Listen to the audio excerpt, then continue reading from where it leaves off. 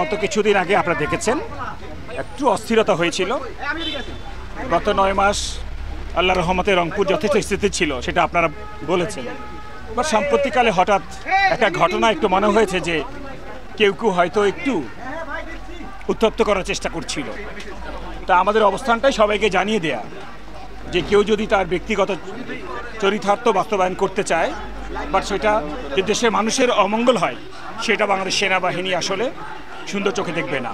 So আমাদের কাজ হচ্ছে শান্তিটা রক্ষা করার চেষ্টা করা, যদি কেউ এই ধরনের খারাপ কোনো কাজ করে তার বিরুদ্ধে আইনানুগ ব্যবস্থা নেওয়া, সেটাই করছি। আমরা এসেছিলাম টু আইডেন্টিফাই কারা কারা করেছে। আমি তো রংপুরের ছেলে না, সবাইকে চিনি না। সো আমার হেল্প প্রয়োজন ছিল। আমাকে দুটো দলেরই যারা কর্ণধার তারা কথা দিয়েছে, তারা আইডেন্টিফাই করেছে ভিডিও ক্লিপ দেখে এবং ফুটেজ দেখে যে হ্যাঁ এরা তাদের দলের। তারা যা বহন করছিল এটা বহন করার কথা না।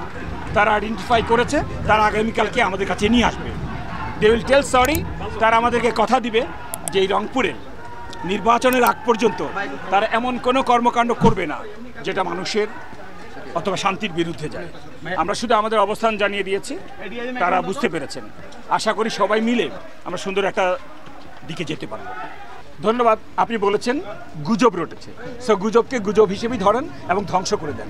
আপনারা তো দেখলেন এমন কিছু হয়নি। সো প্রথমে কনভিন্সড যেটা হয়নি, গুড।